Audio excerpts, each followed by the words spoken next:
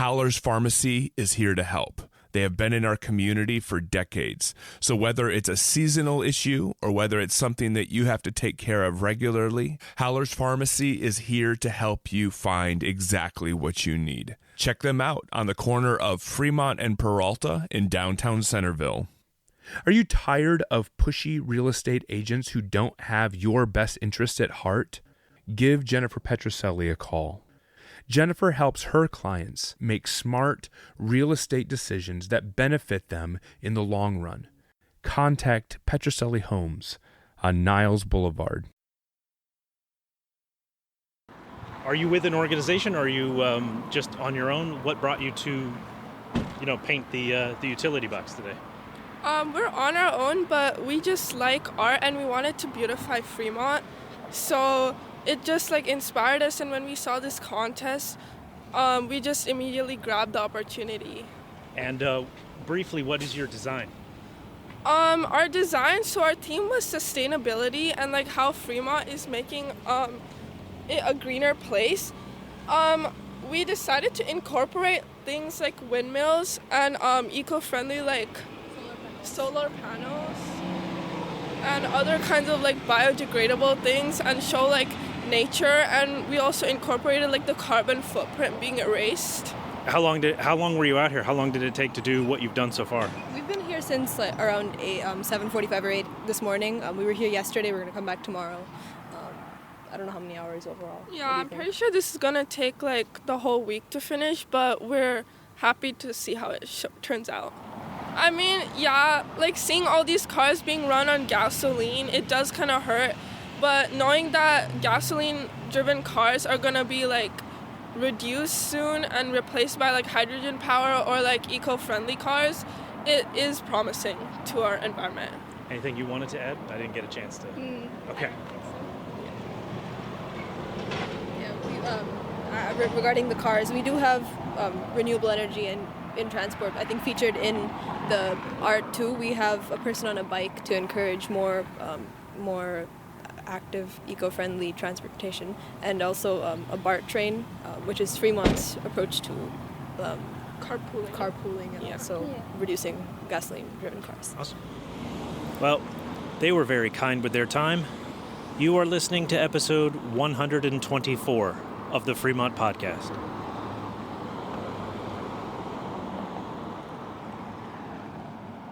I tried throughout freshman year many times to register, but missed almost every single deadline, and these spots fill up so quickly. Coming to you straight from Fremont, California, this is the Fremont Podcast, dedicated to telling the stories of the past and present of the people and places of the city of Fremont, one conversation at a time. Hello, Fremont. This is Andrew, the editor. I'll be your host for this episode. This episode is two things coming together in the best way. Number one is that we here at the podcast have interviewed kids. Teenagers have been guests on this show, and they have been some of the best episodes that we've done, quite frankly. Top-level BMX riders, Eagle Scouts letting us know about local history, two separate guests where these young ladies were driving their insane cars, sometimes through the deserts for long periods of time, kids who show up with their professional magician dads and almost steal the episode, and groups of teens who are trying to put more art into the world in a organized fashion with the Athena Project. Number two, there exist in the schools of Fremont student newspapers and student journalists who write those newspapers. And we thought it would be a great idea to work with those student journalists. They are going to think up story ideas that we aren't going to think up, and they are going to have access to an entire category of storytelling that we just don't have access to.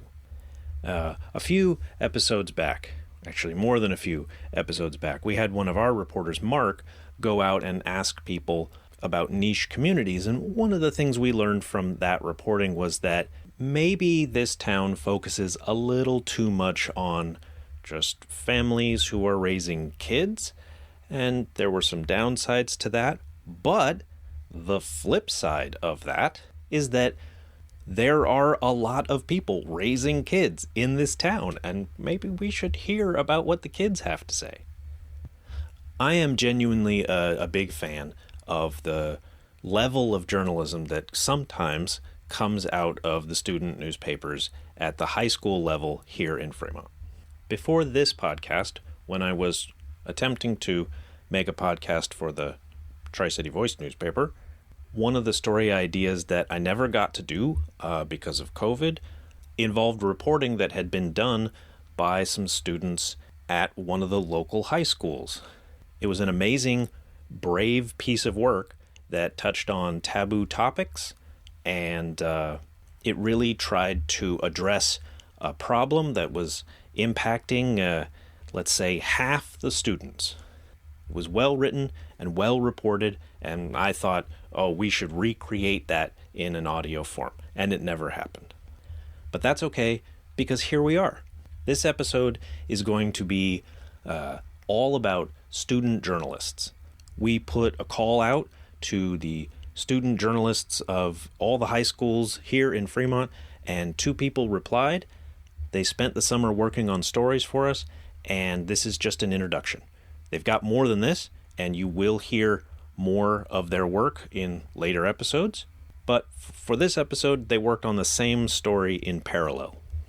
And I'll introduce them properly in a moment, and we'll get around to all of that. But I wanted to first tell you a story about some of the difficulties that we had here at the podcast actually working with teenagers, despite them really wanting to work with us. Yeah, I'd be interested in tapping into some of those and seeing if there's I think it'd be kind of cool to hear their perspective and just kind of like... We could email... I'll do it. Yeah. We could email all the newspapers from the high schools and say, if you want us to do a special project, the students don't need to have great equipment. Right. You can just do it off Yep. your phone. Yep. And then we will make space for your project on our feed. Yeah, that's great. Within That's an great. episode Yeah. on its own. Yeah. We had this idea to work with student journalists at a staff meeting. And after that staff meeting, I emailed all of the high schools, as many as I could find. There are more than 5 high schools in Fremont, but not all of them have newspapers. And we did this almost at the end of the last school year. So understandably, the advisors and the students were all very busy kind of wrapping things up. It certainly wasn't going to happen before the end of the year. But some of the advisors were enthusiastic about it. There is, unfortunately, one catch. One of the advisors for the newspaper, very nice person, wrote back and explained to us some of the roadblocks that are on a district level for any outside party, any third party, to work with students inside of the Fremont Unified School District. I'll read some of the email in a second, but the short answer is we can't work with the schools directly. The amount of district level paperwork and permission that we would need to get is kind of a non-starter. The district is being very protective of the students in all the schools in the district. And okay, that's fair. I'm not complaining about that. That's a good thing. They don't want third parties just showing up on campus and working directly with the student staff during class time. Absolutely. We don't want to do that. And in the email, this advisor said that if we were trying to do that, that would require us to address a number of liability concerns, including student media releases, site administrator approval, and potentially district-level approval. Yeah, and all of those sound like very good precautionary rules. If you're going to have people who don't belong to the district, you're going to have to put them through the ringer in order to make everything legit. Totally understand. And so I pitched back, oh, hey, we don't need to do that. We don't need to show up at all, but we certainly would like to mention the papers that they work for. We wanted to give these schools and their top-level journalism students the credit they deserve. And I was told that even that is a no-no. And this is district-wide, all the high schools. According to our district's public information officer, as long as our school and school newspaper's name is used in association with the student's work, published by an outside entity, we would still need to undergo the level of school and district approval required as had been mentioned before in the previous email. Some of the advisors have spread the word about the opportunity to work with us, and I'm so happy they did. So we here at the podcast are working with these students independently, and we got their parents' permission first before we started chit-chatting over email. So, while we certainly can mention these kids by name, they're in the show notes below, we can't tell you what school they go to, and we can't mention the name of the newspapers that they would normally be writing for. There was a subsequent email, by the way, that listed a bunch of things that we had to make sure to do, and we've checked off all of those. And I wanted to clarify that all of this work was done over the summer, so it was not a conflict with their work for the school newspaper extracurricular family responsibility, and for what it's worth, nor does it plagiarize their work in the school newspaper. And yes, this may seem like me rambling on about a minor complaint, but I just wanted to explain some of the things we went through and some of the reasons why we can't give credit where credit is due. I wish we could. So I just wanted to make it clear that we're not going to mention the schools and we're not going to mention the school newspapers. Okay, as you can imagine or remember, taking the SATs is hard. This year, apparently, it's even harder, especially for a particular group of kids. I asked both of the student journalists that are working with us over the summer to tackle this story from different angles, from the people that they could find, and to also put in their own experiences, because they are not only reporting on it, but they are going through it. First up, we are going to hear from Atharva Sonune. He went out and asked one of his classmates what she went through just to sign up for the SATs. I talked with Shreya, a student at She's a junior. While you're getting prepared for college applications, have you become familiar with the new testing policies of Ivy League schools? For the most part, yes. Yeah. During the COVID years, Ivy Leagues like Harvard and Princeton, as well as private colleges like Stanford, did not require the SATs or ACTs. Standardized test scores were optional. COVID-era policies are now 4 years old, and an entire class of students have grown from 7th graders to juniors in those 4 years. However, prestigious colleges across the country recently announced that they're now going to require standardized test scores for their fall 2025 admissions cycle, and that's a sharp reversal to their earlier policies. This announcement does not leave much time for juniors to take the SAT. It's a little bit scary considering that we're going to be the first year back and they're suddenly just deciding to require it for our year again. The preparation process is going okay. I'm a little bit lost on how to study exactly for the SAT, but I'm just practicing. I don't know what else to do. Has it been difficult finding test slots? Yeah, it has, definitely. I tried to get one in October. I was able to get 2 spots in November and December easily, and then I wanted to get one in October just so I could get it done fast, but then the spots went away for the October one super fast. And studying for an additional test while desperately searching for a time slot for that additional test is not the only thing high school students are dealing with. Mixed in with your APs, mixed in with all your classes that you're taking, how does it relate to the larger in the larger context? In the larger context, I'm trying to figure out how to manage my time evenly and give enough time to each of those activities since a lot of them require a huge time commitment. So just trying to figure out how to manage my schedule. Only a handful of Ivy Leagues and private colleges have announced this recent reversal in their policies. The University of California system, for example, does not accept standardized test scores at all. It's definitely a relief that UCs don't require it, so there is a chance in case I don't do well, I do have a chance of still ending up fine. But I think I will still. I'm ending up taking it just, I don't know, in case something great happens. You know? You never know. Do you think the SAT is important? I do think it's important. Standardized testing does make it a lot easier to compare students on like a base level because GPA really can depend on how easy the teachers are at your school. It's a stressful process, but I do think it can be useful and it does serve a purpose, although I don't enjoy it. While researching and interviewing classmates about the SAT, I began to notice that apart from the juniors who are planning to take the SAT for the first time this fall, there's a lot of seniors who are planning to retake the SAT. It made me question, what is a good SAT score? A 1050 is the nationwide average, while a 1350 or above puts you in the top 10% of test takers. It sure doesn't feel like I'm in the top 10% of test takers, though. I took the SAT in November of last year, got a 1550, College Board said I was in the 99th percent of test takers, but living in the Bay Area makes me feel like I'm in the top 50%. Almost everyone here has taken the SAT more than once. Most of my classmates took 2 SATs back-to-back, November, December. If they didn't get the score they wanted, they would just keep taking it again. And I'm confused.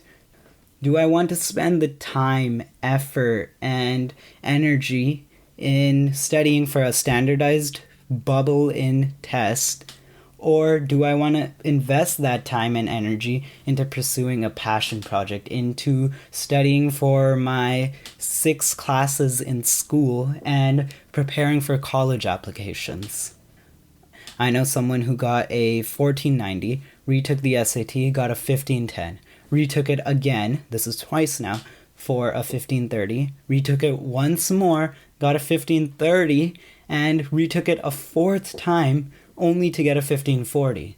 This man studied for countless hours on end, and looking at him, I realized that maybe the marginal improvements aren't worth it for me, but for some people they just might be, and that kind of represents the entire Bay Area culture as a whole.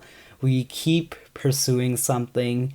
It's the college grind mindset. We need to get into the top schools, into the top universities, and maybe that's just due to our location. We live in Silicon Valley. Berkeley is 40 miles north. Stanford is 30 miles away in Palo Alto. We're surrounded by such great universities that it seems like if we don't get in there, what are we doing?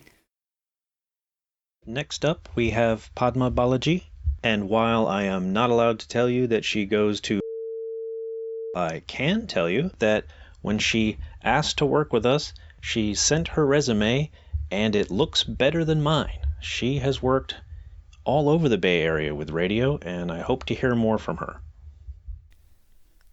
I spoke with Tanvi Ramesh. She's a junior here in Fremont, and like many students this summer, she cannot take the SATs where she lives. We need to fix something. There's something wrong.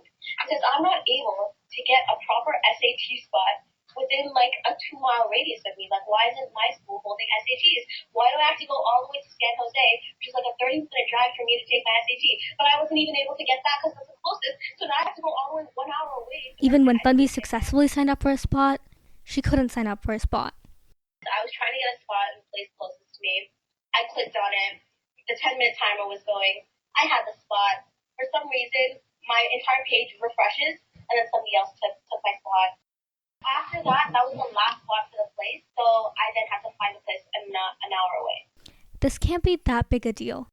So a few top colleges, some Ivy Leagues, and some private universities are being daft, changing their policies too soon and telling juniors too late. So what?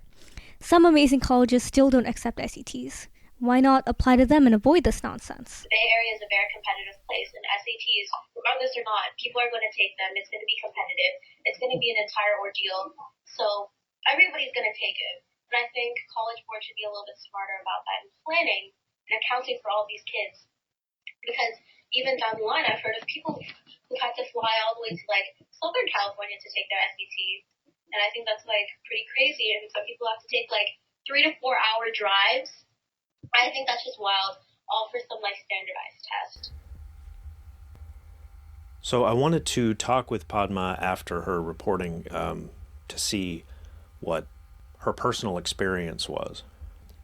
To me, it seems like students have to be like really on the ball, more so than just being serious about it, more so than just sort of like I can understand not slacking off, but it seems like there's almost an aggressive nature to how on it these students that you've been talking to have to be. I don't hear from these students that they are like being frivolous with their time, but a lot of these changes are happening really quickly, and the changes aren't staying still. What was your experience, and what was your what did you know about the SATs and how to go about this when you started? When I first decided I wanted to take the SATs, I had no idea how to go about registering. I had no siblings or family members who had ever taken the SAT before, and my parents had no idea what to do. So what did you do? Like, how did it end up working out for you? I tried throughout freshman year many, many times to register, but missed almost every single deadline, and these spots fill up so quickly. I assume you were successful. Tell me about the day. I ended up registering the day SAT spots came up almost completely by accident. It was just another day of school. I wandered into 6th period, and as I was coming in, I heard some kids talking about registering for the SAT. That was lucky. It was almost a miracle. Completely by luck, I had so many spots open to me just because the registration had been open just hours earlier. But even by the time that I went in, all of the August SAT, which is the first spots that are open, were already taken. I had to register for September, but thankfully I was able to find the closest spot to me, which ironically was almost 20 miles away in San Jose, even though I live in Fremont. Still, that was a miracle. It seems like that's a very common theme through all of the reporting and through your personal experience having to travel. I know so many people who had to register in late December and early spring who are having to drive more than 50 miles, 60 miles, who have to take entire road trips just to take an SAT test. And most people take it once or twice. I only registered once because I had no idea how the SAT worked at the time. Right. That's another thing that kept coming up, is that this is not a test you have to take one time.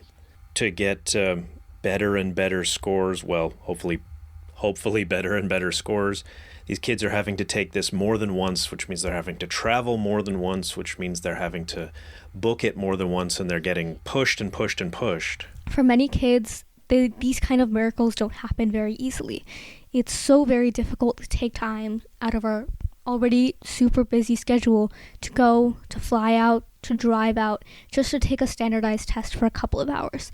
You said you took it once. Have you been able to get it again? Have you been able to book something again? Just recently, I, again, very miraculously, found a spot in San Francisco that was open for the August SAT, which is just in a couple of weeks now, and I was able to register. That is good. Is it weird to say that, like, thankfully it was only in San Francisco? I mean, from what I've been hearing from the reporting, having it be as close as San Francisco is, pretty lucky, but that also sounds very strange that you would have to go all the way to San Francisco. Take your reporter hat off, and what needs to happen? Like, in your opinion, what needs to happen? What needs to change?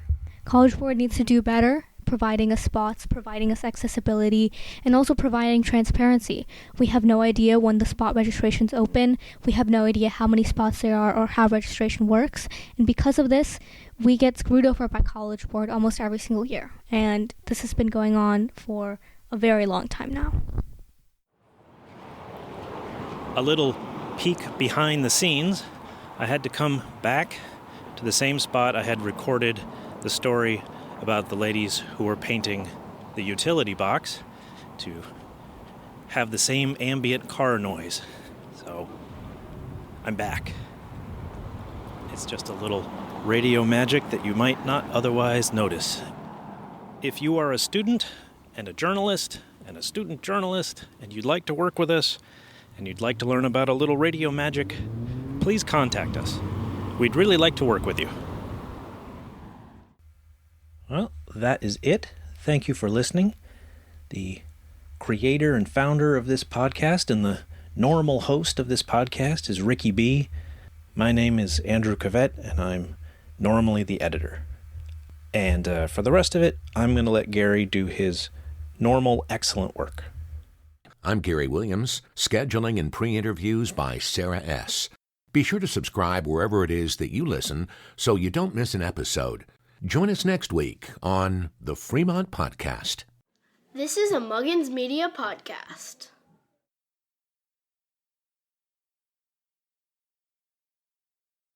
Thank you for listening to the Fremont Podcast. If you are an individual or a business that would like to be a sponsor partner on the podcast, please reach out at thefremontpodcast@gmail.com, or you can go to our website, thefremontpodcast.com, and you can reach out to us through our contact form. Thank you for listening, thank you for sharing, and thank you for your support.